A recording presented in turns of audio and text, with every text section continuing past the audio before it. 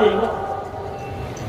এই কারণে চতুর মুমিন যারা তারা মসজিদে জায়গা অক্ষ করে, মাদ্রাসার জায়গা কিনে কোরআন তেলাওয়াত চালু করে, কবরের জায়গা অক্ষ করে, তারপরে মাদ্রাসার অক্ষ জমিনের ভিতরে দেয় আসে। অক্ষ জমিন তো এটা আল্লাহর জমিন, আল্লাহর জমিনের ভিতরে কি আর আল্লাহ আযাব দিব? আমারে চালাকি করে নিজের জীবনের কিছু অর্জিত সম্পদ মসজিদ মাদ্রাসায় দিয়ে ওর কোনায় শেষ হয়ে যায়, নিজেকে একটু বাঁচাইবার আশায়। এ কারণে এই ফিকিরগুলো এগুলো ইমানি জীবনে দরকার। ইমানি জীবনে এই ফিকিরগুলো যতদিন পর্যন্ত ছিল ততদিন পর্যন্ত ইমানদারি ভালো ছিল। যখন এই ফিকিরগুলো নষ্ট হয়েছে তখন ইমানদারিও নষ্ট হয়ে গেছে, ইমানদারি নষ্ট হয়ে গেছে। আল্লাহ তাআলা এই ফিকির দান করুক। আজ থেকে দোয়া করবেন যে আমাদের কবর যেন ভালো জায়গায় হয়, ইনশাআল্লাহ। এটা একটা ভালো দোয়া। দোয়া করবেন, আল্লাহ তুমি আমাকে একটি ভালো জায়গায় কবর দিও যেখানে শুইলে আযাব হবে না। এই দোয়া করবেন ইনশাআল্লাহ। একটা আমল শিখাইলাম। তা উসমান ইবনে মাযউন এমন কোন স্থানের মাইয়িত যেই কবরস্থানে আযাব নাই, তাও কেমন মাইয়িত? সর্বপ্রথম মাইয়িত। ফজিলত কি? কোরআন শুনে কালেমা পড়ে উনি মুসলমান। আল্লাহু আকবার। আল্লাহর কালাম শুনে কালেমা পড়ে মুসলমান। শুধু উনি নয়, আমাদের লিডার আকসাম সাইফি শত শত মানুষ নিয়ে, গোত্রের সব লোক নিয়ে আল্লাহর রাসূলের সামনে এসে কোরআনের এই আয়াত শুনে কালেমা পড়ে মুসলমান হয়ে গেছে। এই কোরআনের আয়াতের ভেতরে আজব অলৌকিকত্ব আছে যে কানে ঢুকলে ভেতরে ফায়দা হয়। এই কারণে উমর ইবনে আব্দুল আজিজ রাহমাতুল্লাহি আলাইহি এই আয়াতটাকে জুমার নামাজের খুতবায় লাগায় দিয়েছেন। সারা দুনিয়ার জুমার মসজিদে মসজিদে এই আয়াত তেলাওয়াত করা হয় জুমার দিনে খুতবায়, যাতে করে আল্লাহর কালামের এই আয়াতের তাসির মুমিনদের জীবনে পড়ে যায়। খতিবরাও বলতে থাকে, ইন্নাল্লাহা ইয়া'মুরু বিল আদল ওয়াল ইহসান ওয়া ইতা'i যিল কুরবা ওয়া ইয়ানহা আনিল ফাহশা'i ওয়াল মুনকারি ওয়াল বাগই ইয়া'iদুকুম লা'আল্লাকুম তাযাক্কারুন। প্রতি শুক্রবার, আজকেও জুমার খুতবায় খতিবরা সব মসজিদে বলেছে এটা। আয়াতের পুরা আয়াতের ব্যাখ্যা বিশ্লেষণ করার নিয়ত করে আমি তিলাওয়াত করি নাই, আমি তিলাওয়াত করেছি এই আয়াতের তিলাওয়াত আবার রাতের বেলায় একটু পৌঁছানোর জন্য। যেহেতু দিনের বেলায় পৌঁছে, আজকে রাত্রে একটু কানে আয়াতটা দেওয়ার জন্য এই নিয়ত করে আয়াত তিলাওয়াত করেছি। তবে এই আয়াতে যে ৬টা কথা আছে, ৬টা কথার উপরে আলোচনা করার মতো সুযোগ, সময়, ধৈর্য আমারও হবে না, শোনার মতো ধৈর্য আপনাদেরও হবে না। তবে এর প্রথম কথা যেটা, ৬টি কথার একটি কথা, আল্লাহ ৩টি আদেশ করেছেন আয়াতে, ৩টি নিষেধ করেছেন। এর প্রথম কথাটা ইন্নাল্লাহা ইয়া'মুরু বিল আদল। এর উপরে কিঞ্চিত কিছু কথা কোরআন ও হাদিস থেকে পড়ায় আপনাদের কানে পৌঁছানোর ইরাদা রাখি। খুব অল্প সময়ে, বেশি সময় নেওয়ারও কোনো সুযোগ নাই। আল্লাহ তাআলা আমাদেরকে একটা আদেশ করেছেন আয়াতে, ৩টি গুরুত্বপূর্ণ আদেশের একটি আদেশ হলো যে তোমরা ইনসাফ কায়েম করো। বলেন কি কায়েম করতে? হাত উপরে তোলেন, সোজা করেন, আঙুল খোলেন, নাড়াচাড়া দেন দেখি কি সুন্দর দেখা যায়। জবান খুলেন তো আওয়াজ করে বলেন সুবহানাল্লাহ। আরো জোরে আওয়াজ করে বলেন একটু সুবহানাল্লাহ, আলহামদুলিল্লাহ, লা ইলাহা ইল্লাল্লাহ। আওয়াজ করে বুলন্দ আওয়াজে বলেন আল্লাহু আকবার, আল্লাহু আকবার। এই যে আমার দিকে ছিলেন, ইনসাফ কাকে বলে এটা বোঝার জন্য জুলুম কাকে বলে এটাও বোঝা দরকার। যে জুলুম বুঝবে না সে ইনসাফ বুঝবে না। জুলুম বোঝানোর জন্য আমি একটি হাদিস পড়েছি জুলুম বোঝানোর জন্য। জুলুম কাকে বলে? আল্লাহ রাসূল বলেছেন জুলুমের পরিচয় হলো আয-যুলমু যুলুমাতুন ইয়াউমাল কিয়ামাহ। জুলুম ময়দানে মাহশরে অন্ধকার পর্দা হয়ে মানুষের চোখের সামনে হাজির হবে। এই জিনিসটা বোঝানোর জন্য আমি আপনাদেরকে উদাহরণস্বরূপ নিজের ব্যক্তি জীবনের কাজের এবার পেশ করতেছি। সেটা হলো বাংলাদেশ র্যাব যদি কাউরে গ্রেফতার করে, আমার র্যাব গ্রেফতার করেছিল, র্যাব যদি কাউকে গ্রেফতার করে, এই বাহিনী যদি কাউকে গ্রেফতার করে, শোনো মিয়া, তুমি এইগুলো অভিজ্ঞতা নাই, আমার আছে। র্যাব যদি কাউকে গ্রেফতার করে, তাহলে র্যাব কি করে গ্রেফতার করে জানেন? র্যাব কালা চশমা পরায় দেয়। এখানে আইন শৃঙ্খলার লোক আছে, গোয়েন্দা বাহিনী আছে, শুনতেছে। আমি তো বোরকার ভিতরে বইয়ে কথা বলছি, এরা গ্রেফতার করে কি পড়ায়? কালা চশমা পড়ায়। কালা চশমার ফজিলত কি? কালা চশমার ফজিলত হলো এইটা যদি পড়ানো হয় তাহলে আমরা কি মাটির নিচে নেওয়া হইতেছে নাকি আসমানে নেওয়া হইতেছে? আপনি কি দেশে আছেন নাকি ইন্ডিয়া চলে গেছেন? আপনি কি অন্য কোনো দেশে ট্রান্সফার হয়ে গেছেন নাকি নিজের দেশীয় কোনো কারাগারে আছেন নাকি কোনো অফিসে আছেন, হেড অফিসে আছেন নাকি কোথাও আছেন? কিচ্ছু জানবেন না, কারণ আপনি তো কালা চশমা করে চলে গেছেন। তবে আমাকে যিনি গ্রেফতার করেছেন তিনি বলে, হুজুর আমি আপনার বয়ানের ভক্ত, আপনাকে আমি উত্তরা হেডকোয়ার্টারে নিয়ে যাচ্ছি, আপনার ভাইকে বলে দিয়েছি সে যেন সকালবেলা আপনার কাপড় দিয়ে যায়। হুজুর আমরা তো গ্রেফতার করলে কালা চশমা দিন দেয়, আপনি আলেম মানুষ, আপনাকে পড়াইলাম না, আমাকে পড়াইলাম। কালা চশমার ফজিলত বুঝছেন তো? কি টাকায় দিচ্ছেন বুঝছেন তো?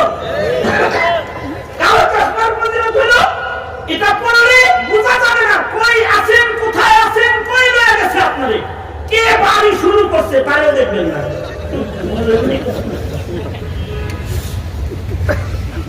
ময়দানে মাশারে দুনিয়ার মাটিতে যারা জানেন, এই পৃথিবীর মাটিতে যারা জুলুমকারী, তাদেরকে আল্লাহ তাআলা হাশরের মাঠে জুলুমের কালা চশমা পরায় দিবেন, কালা চশমা। তখন সে আল্লাহ রাসূলের সামনে দাঁড়ায় থাকবে ঠিক, কিন্তু হাউজে কাউসার খাওয়ার ভাগ্য তার না, কারণ তো কালা চশমা আমি তো দেখে রাখতে। দূর থেকে যার কালো চশমা নাই সে দৌড়ে এসে নবীর হাতের হাউজে কাউসার খাবে, আর হে ওই যে জুলুমের কালা চশমা আছে জিব্বা ঢিলা করবে, নিজের পয়গম্বরের হাতের হাউজে কাউসার দেখতে পাবে না, দেখতে পাবে না, হাউজে কাউসার দেখতে পাবে না। আর সরওয়ারে দু আলম নবী শাফাআত নিয়ে অপেক্ষা করবেন, কিন্তু নবীর কাছে যাইতেও পারবে না, কদম চলে না, আন্দাজ দিলাম কদম চলে না, কালা চশমার কদম চলে না, সে রাসূলের কাছে যেতেও পারবে না। ও আল্লাহর নবী আমি আপনার উম্মত, আমাকে শাফাআত করুন ও সরকার, বলতে পারবে না। এবার জুলুম করছেন তো, তাকায় রয়েছেন, জুলুম তাকে করছেন তো, এখন জুলুম হবে ময়দানে মাহশারের কালা চশমা। সহজ পরিচয়, আল্লাহ রাসূল বলেন আয-যুলমু যুলুমাতুন ইয়াউমাল কিয়ামা। কতটুকু জুলুম করলে কালো চশমা পড়বে? আল্লাহ যদি রাগ হইয়া যায় তো যাররা পরিমাণ জুলুমের কারণেও আল্লাহ তাআলা রাগ হয়ে যায়। এই কারণে হাবিবে কিবরিয়া মুহাম্মাদুর রাসূলুল্লাহ সাল্লাল্লাহু আলাইহি ওয়াসাল্লাম মায়ের কোল থেকে শুরু করে কবর পর্যন্ত একটা সরিষার দানার জুলুম নবী করে নাই। মায়ের কোলে আল্লাহর রাসূল জুলুম করে নাই, আদল করেছে, ইনসাফ করেছেন। মা হালিমাতুস সাদিয়া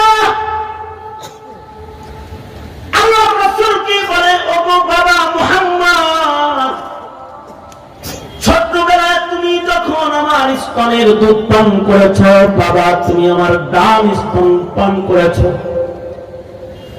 বাম স্তনের দুধে কখনো তুমি মুখ লাগাও নাই। চেষ্টা করেছি বাম স্তন পান করাইতে, কিন্তু বাম স্তনে তোমার মুখ লাগাইতে পারি নাই। এ বাবা মুহাম্মদ, দুগ্ধ পানকারী মায়ের কোলে শুধুই মাত্র বেছে বেছে ডান স্তনের দুধ কেন পান করেছো বাবা? আমি মা হয়ে তোর কাছে জানতে চাই। সরওয়ারে দো আলম নবী বলে, মাগো, ডান স্তনের দুধ শুধু পান করে বাম স্তনটা রেখে দিয়ে আমার দুধ ভাই তোমার সন্তানের উপরে ইনসাফ করতাম। কারণ আমি যদি দুনো স্তনে মুখ লাগায় দিই, রহমাতুল লিল আলামিনের খাবারের ভেতরে মুখ লাগানোর অধিকার কারো থাকে না। আমি পয়গম্বর যদি দুনো স্তনে মুখ লাগায় দিই, মহান আল্লাহ তোমার সন্তানের দুধ হারাম করে দেয়। এ কারণে এক স্তন আমি পান করতাম, আদল আর ইনসাফ কায়েম করে আর একটা স্তন আমার দুধ ভাই মা তোমার সন্তানের জন্য আমি রেখে দিতাম। এটা হলো আদল আর ইনসাফ নবীজির মায়ের করে। আমাদের আদল ইনসাফ কি নয়? আমার কাছে কিছুদিন আগে এক বড় ভাই আসছে। বড় ভাই এসে বলে, হুজুর আমার ছোট ভাই তো আমার মেরা লাগছে, আমি তো খারাপ জীবিত মানুষ, হুজুর আমারে মারে ঘুমের বড়ি খাওয়ায়া টিপ নিয়ে রাখছিল অনেক আগে।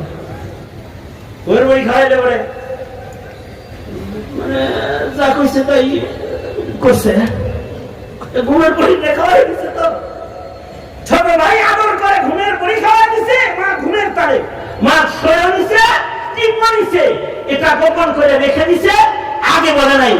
মা কবরে যাওয়ার পরে দেখি শোয়া ঠিক আছে, টিপও ঠিক আছে। তার মানে আমার মাকে অজ্ঞান করে ঘুমের বড়ি খাওয়াইছে, আমি অজ্ঞান করে খাওয়াইছি, এটা বুঝলেন কেমনে? এটা আবার নিজের এক দোস্তের কাছে গল্প করেছে। সেই দোস্ত আমার পেটে কথা লুকায় রাখতে না পেরে আমার কাছে এসে বলে দিয়েছে। তার মানে ঘুমের বই খাওয়া বাবারে মাথার করে মায়ের সেন্সলেস করে তার স্বাভাবিক আকল বিগড়ে দিয়ে সম্পদ দখল করে ভোগবিলাসের জীবন কাটাতে চাও। মরবা তো কবরে খালি যায়, বাড়ি কতগুলো আছে কপালে দেখে নেই। নিজের বোনের উপরে জুলুম, বোনদের সম্পদ দিতে চাও না, নিজের ভাই হয়ে বোনদের সম্পদ দখল করে খাও, জুলুম। আল্লাহর রাসূল নিজের ভাইয়ের উপরে স্তনের দুধের জুলুমটুকুনো দোলনার ভেতরে আল্লাহর রাসূল করে নাই। আওয়াজ করে আল্লাহু আকবার কাবীরা, মুহাম্মদ রাসূলুল্লাহ সাল্লাল্লাহু আলাইহি ওয়াসাল্লামের তালিম। এটা আল্লাহর রাসূলের মায়ের কোলের দুধের ইনসাফ। আল্লাহর রাসূল নিজের সাথী সঙ্গীদের উপরে এক যারা জুলুম কখনো করে নাই। বদরের ময়দানে আল্লাহর রাসূল যুদ্ধের সাজ সুজা করতেছিলেন। বদরের ময়দানে আল্লাহর রাসূল যুদ্ধের কাতার সুজা করতেছিলেন। আল্লাহর রাসূলের হাতে একটা লাঠি মুবারক ছিল, লাঠি দিয়া নবীজি কাতার ঠিক করতেছে। যুবকদের জজবা একটু বেশি হয়, দেখবেন আলোচনা হইলে যুবকরা তারা স্লোগান দেয়, হ্যাঁ জজবা যেটার বেশি হয়ে যায়, পয়সা থাকতে পারে না, লাভ দিয়ে দাঁড়ায়। সাহাবীদের কাতারের ভেতরে এক যুবক জজবা থামাইতে পারে না, নবী কাতার করে আর ও দৌড়ায় খালি সামনে চলে যায়। আল্লাহর রাসূল ওর জজবা নিয়ন্ত্রণ করার জন্য ওর পেটের ভেতরে লাঠি বর্ষি ধরে এমনি করে দিতে চায়, পেছনে যাও সাহাবী। পেটের ভেতরে লাঠি তারা গোতা দিয়ে তাকে সফে কাতারে সোজা করে আল্লাহর নবী তার করাইছে। সাহাবী বড় চালাক, সাহাবী তো সাহাবী, সাহাবীর ঈমান তো আলাদা ঈমান। সাহাবী বড় চালাক সাহাবী, সাহাবী আল্লাহর রাসূলকে বলে, ওগো আল্লাহর নবী, লাঠির দ্বারা পেটে আঘাত করেছেন, আমি ব্যথা পেয়েছি। তার মানে ব্যথা পেয়েছি বলে বুঝাইতে চায় আপনি আমার পরে জুলুম করছেন, ব্যথা দিচ্ছেন। আল্লাহর রাসূল সাথে সাথে তার সামনে দাঁড়ায় গেছেন। সরওয়ারে তো আলম মুহাম্মাদুর রাসূলুল্লাহ সাল্লাল্লাহু আলাইহি ওয়াসাল্লাম লাঠিটা সাহাবীর হাতে দিয়ে বলে, সাহাবী লাঠিটা ধরো, তোমার গায়ে যেহেতু কাপড় নাই, দাঁড়াও আমি আমার গায়ের কাপড় খুলে নিই।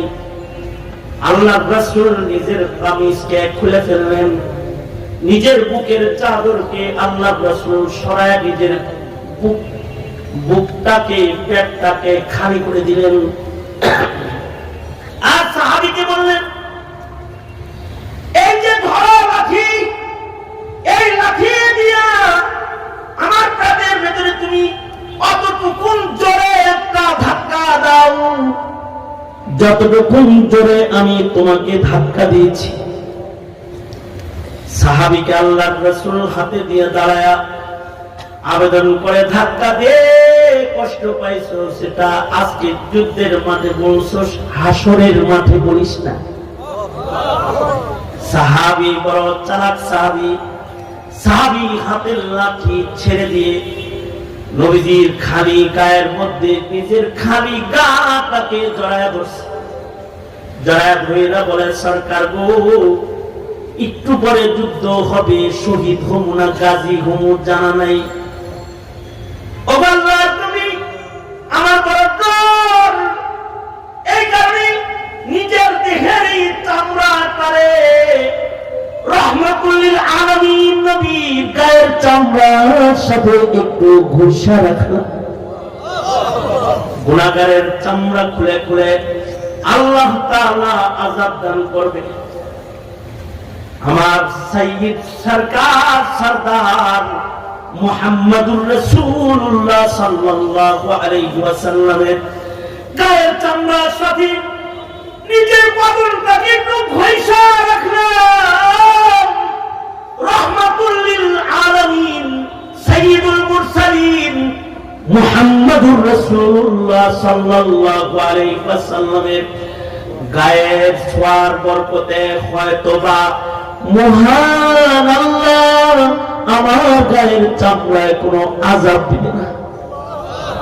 এই ঘোষা আর ছোঁয়াটা দেওয়ার জন্য একটু অভিনয় করেছি গো সরদার, কি প্রতিশোধ আপনার কাছ থেকে আমি নিব? সাইয়্যিদুল মুরসালিন রাহমাতুল লিল আলামিনের কাছ থেকেও কি কোনো প্রতিশোধ লওয়া যায়?